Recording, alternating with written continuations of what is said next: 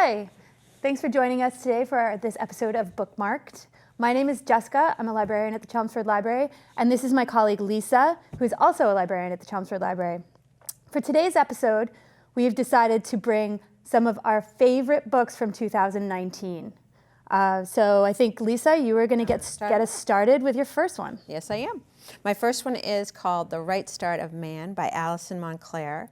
And whenever I prep for a book talk, I always look up the author because I'm curious. Alison Montclair is a pseudonym, and I couldn't find any information on him or her.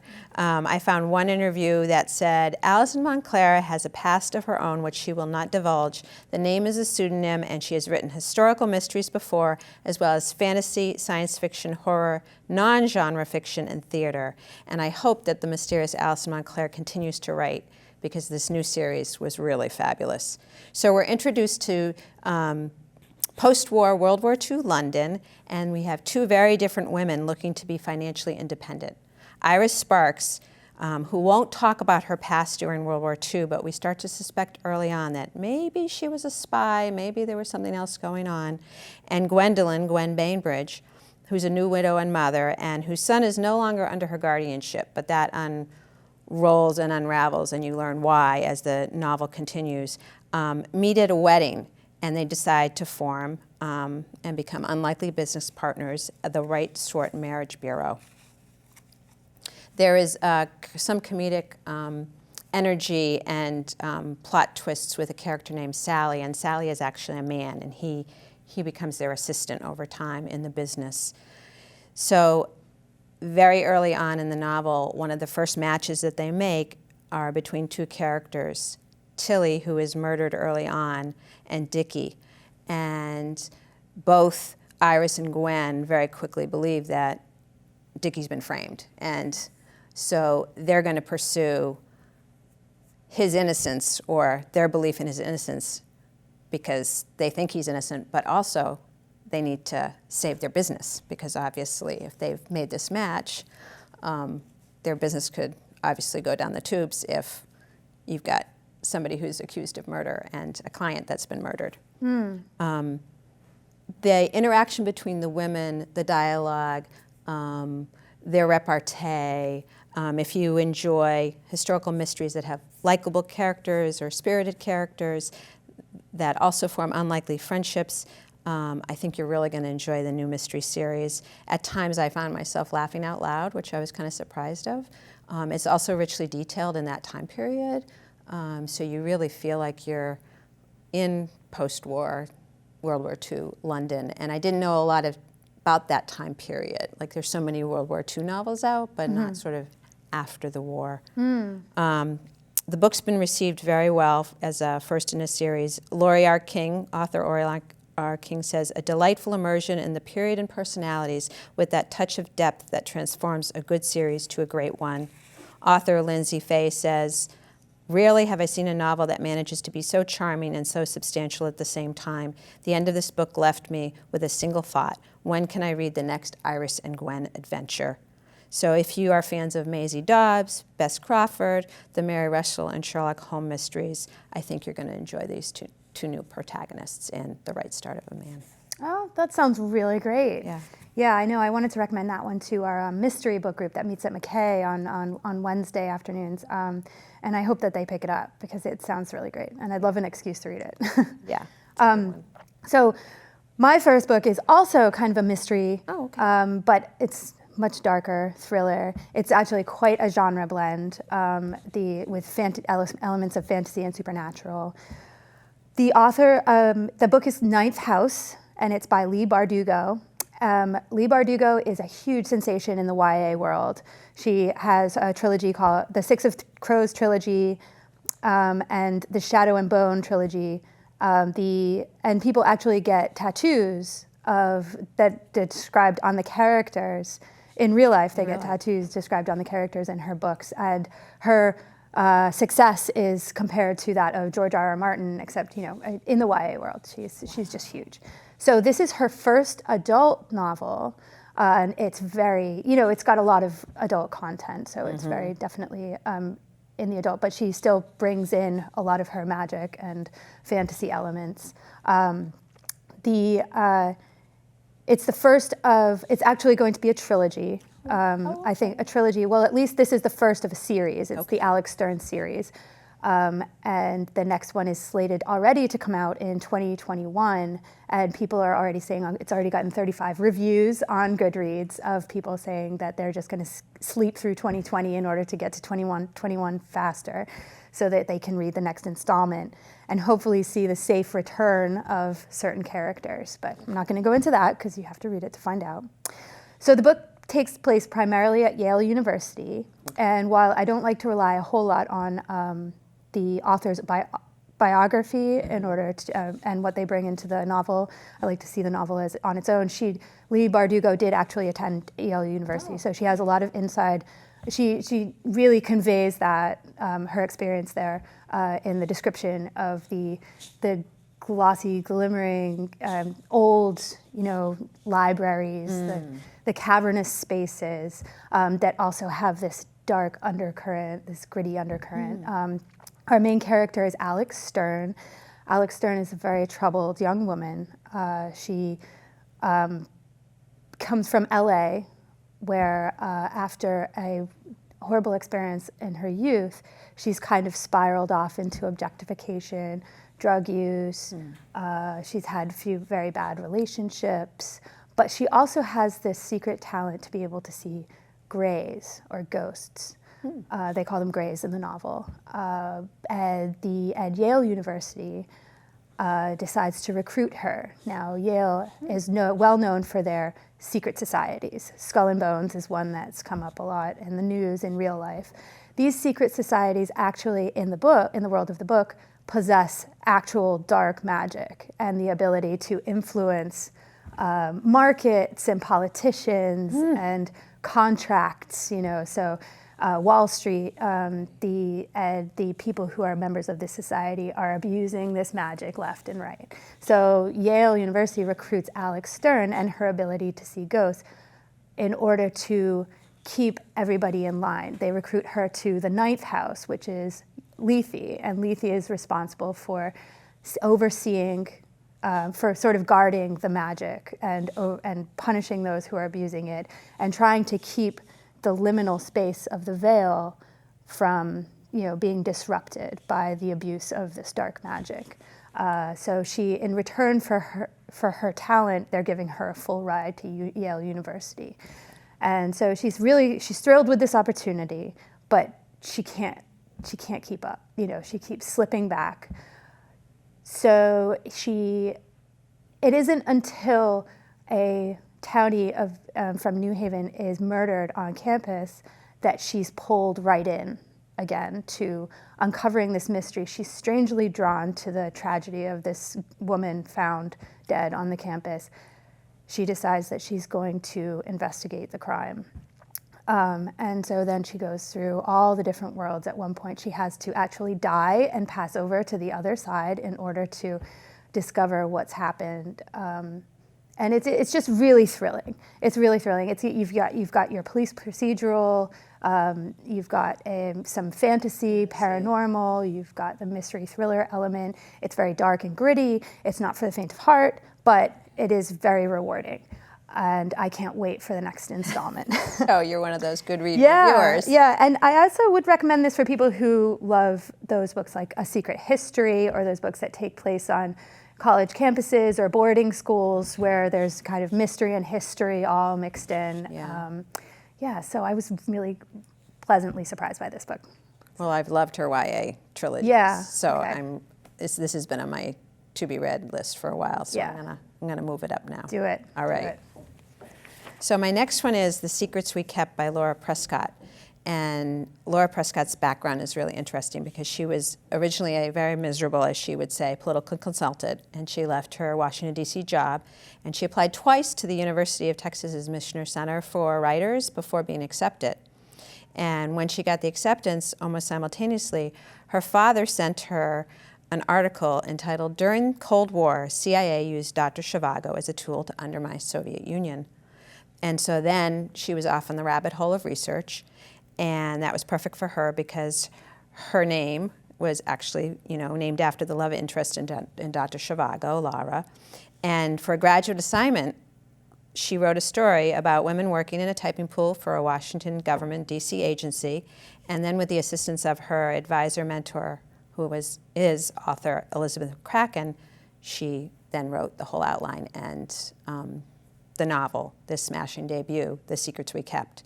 So she's actually incorporating within this novel, it's pretty multi-layered, 3 different storylines. She's got Nobel Prize winning author Boris Pasternak and his journey in writing Dr. Zhivago, and also his relationship with his lover Olga, who was the model for the character Laura in the epic of Zhivago, and who was also imprisoned over the years due to her relationship with Boris and his writing of Dr. Zhivago. It was actually banned in the country and wasn't published until almost 30 years later in 1988 in Russia. The second thread, or the second storyline, is you have, in the midst of the Cold War during the 1950s, we're introduced to this typing pool of women, typists, who are working for a U.S. government agency called the Office of Strategic Services, OSS, and they were actually the precursor to the CIA.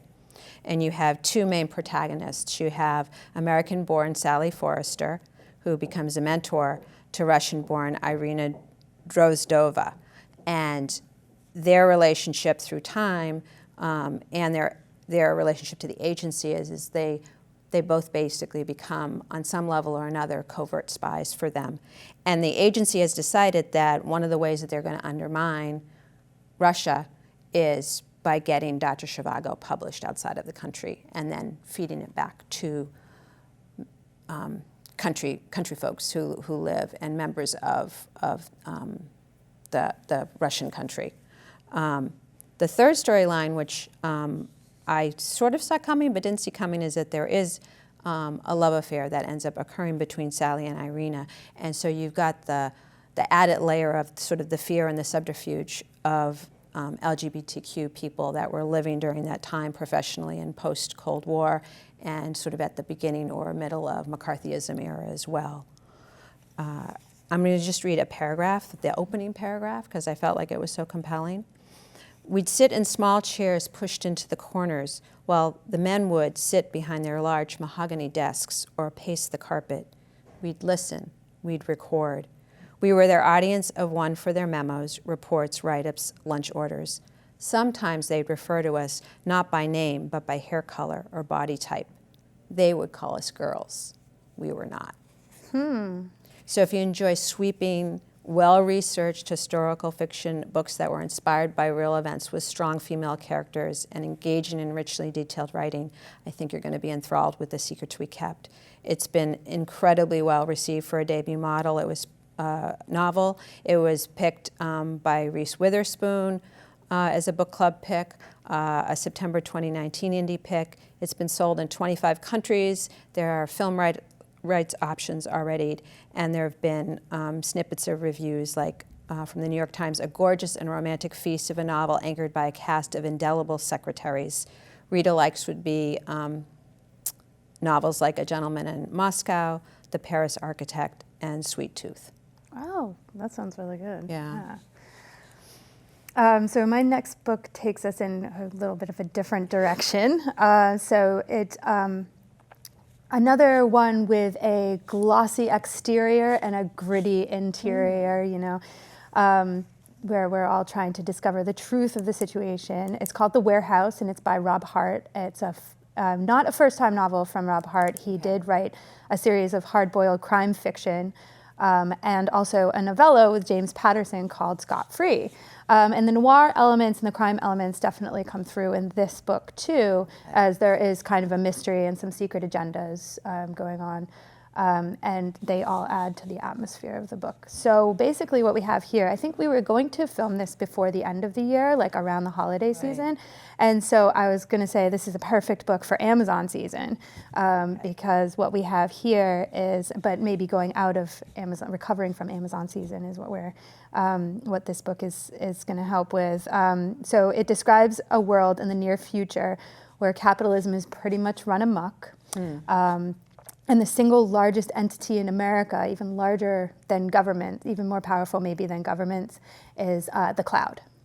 And the cloud is kind of, it's Amazon, but it's also Google-like in that the employees live, work, and play all within this huge facility. Wow, okay. They wear cloud bands, which basically dictate everything that they do. This is it's basically the economy is, it's how they function in the economy of the cloud. Wow.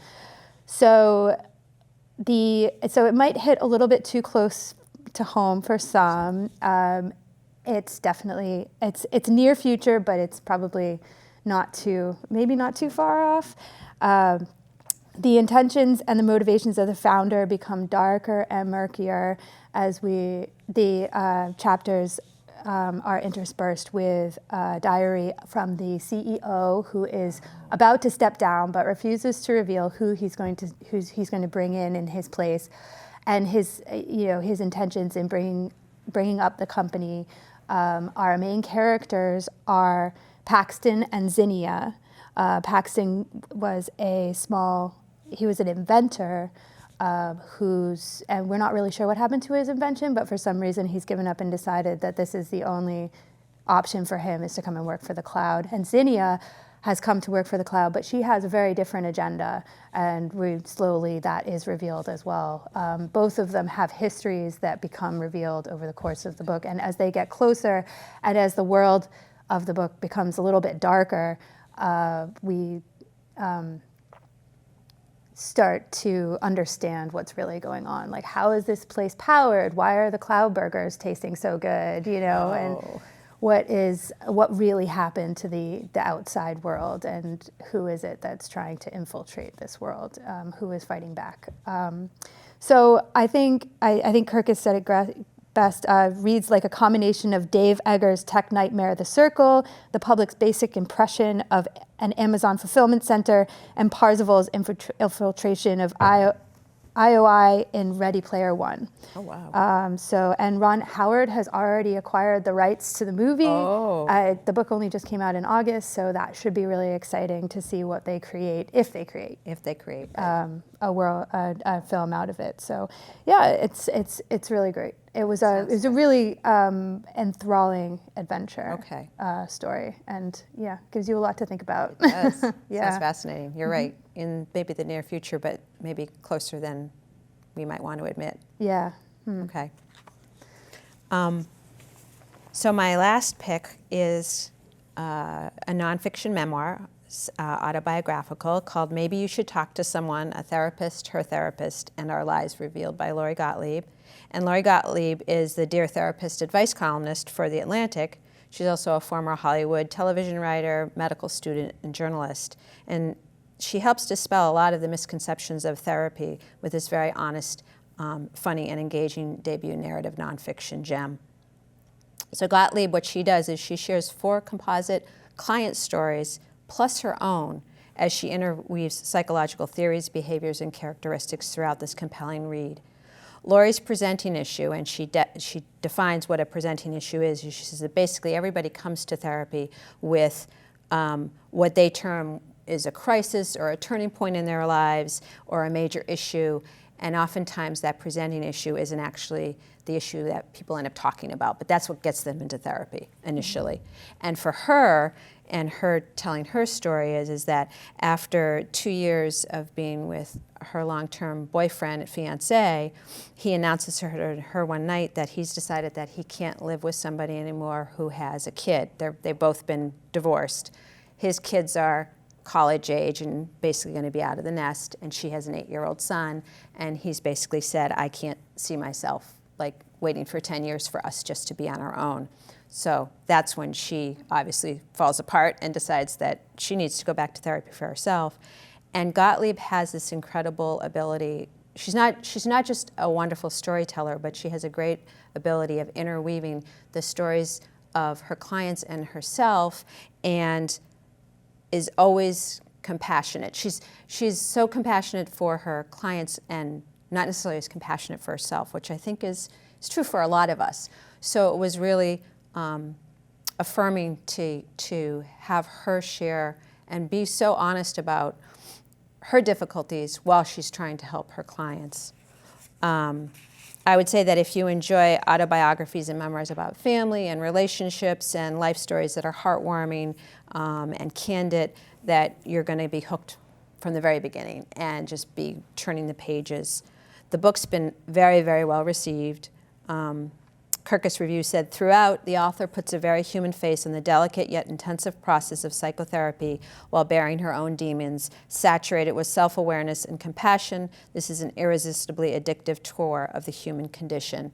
And Katie Couric says, rarely have I read a book that challenged me to see myself in an entirely new light and was at the same time laugh out loud funny and utterly absorbing. It's being developed as a television series with ABC and Eva Longoria, and I would say that if you enjoy Brene Brown, Mitch Albom, and or Susan Cain, that you're going to really, really appreciate Lori Gottlieb. Oh, that's great. Yeah, that sounds really cool. Yeah, something a little different. Something a little different. Yeah. Okay, cool. So my final book that I wanted to bring today is Daisy Jones and the Six. Now this book was just so much fun. And I'll tell you, I listened to it and it's got just the most amazing cast. Judy Greer, Benjamin Bratt, among other like well-known kind of celebrity names. I just have great voices. The whole book is structured like a VH1 Behind the Music documentary. I don't know if you remember those. I might be dating myself a little bit, but but I used to live those as a kid. We have all the voices of the band. Basically, the Daisy Jones and the Six were a huge band towards the late 60s, 70s, rock, American rock, and starting out in California, touring the country. They got all the way up the charts with their music.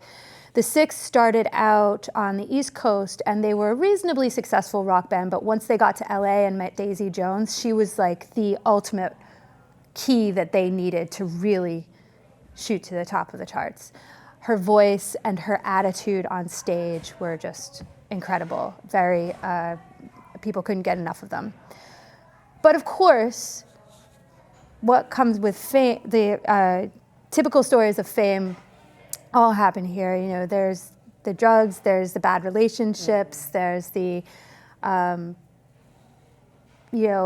ups and downs of any famous rock band that we've ever heard. She, of course, I think there's a lot of Fleetwood Mac here, a lot of the behind the music stories about Fleetwood Mac. I mean, Daisy Jones is definitely kind of a Stevie Nicks-ish character, but then she mixes in a lot of different, she sort of meshes a lot of different rock bands' histories here.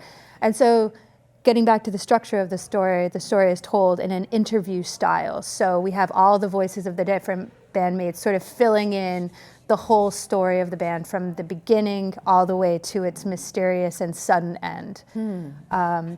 I think that what Taylor Jenkins Reid does really well is that she adds a lot of dimension to women in rock and roll. So Daisy Jones she's a full character. She suffers immensely. And that comes out a lot in her various addictions and her rocky relationships. But she's really an artist at heart, and I think she's really well-rounded in this book. And the rest of the band all really see how much of a, there's various jealousies. We also have the keyboardist in the band. Karen is a very solid musician, and so that's a good example of women in rock. But I would just recommend this to anyone who loves music. It's already being optioned for who loves music, who loves good historical fiction. There's a good world built here of the rock scenes in the 70s. It's already being optioned. It's already becoming a film. Reese Witherspoon bought the rights, and they've already cast. Last I read, they've cast Elvis's granddaughter in the role of Daisy Jones. So that's pretty exciting. So it's not. This book is not going away anytime soon. It's going to be. Well, it's an Amazon series. So, but anyway, yeah, I thought it was a lot of fun, and it's not brilliant, but it really moves along really well. Really fast. Yeah. So that's I definitely recommend that. Wonderful. All right, so that was our 6 favorites from 2019. We can't wait for another episode of BookMarked. I also want to mention to everybody that we have, if you haven't heard already, we have selected our 2 books for One Book Chelmsford, One Community. It's really more like one theme this year. We're doing food and cooking, and we've selected Relish by Lucy Knisley and Kitchen Yarns by Anne Hood. Relish is this fabulous, wonderful, sweet graphic novel by Lucy Knisley about her life growing up with among food and chefs, and it's interspersed with these great graphic recipes of her favorite food along the way. And Kitchen Yarns is a great memoir, a series of instances that Anne Hood has had around food, and her husband is a famous food writer, and her various experiences along the way that have to do with food and cooking. And yeah, we're really excited. They're both going to come to the library to speak. Lucy Knisley will be here on March 1st, and Anne Hood will be here on March 19th. And on all season long, we'll be having a series of programs, cooking demonstrations, and other programming around. Yeah, memoir workshop. So check the calendar for the dates on all of those things. And if you are enjoying our format here of Bookmarked, if you want to see a live Friday fiction presentation where Jessica and I basically book talk 10 to 12 books, not as extensively as on the show here, but you walk away with a nice list, and that is next Friday at 10:30 in the fireplace room of the main library in Chelmsford. Yeah, hope to see you there. In the meantime, check chelmsfordlibrary.org/reading room for more reading updates, reading events, new lists that we put out all the time, and chelmsfordlibrary.org/one book for all of the information you need about One Book Chelmsford. So thank you so much for joining us, and I hope you can tune in next time. Bye. Bye.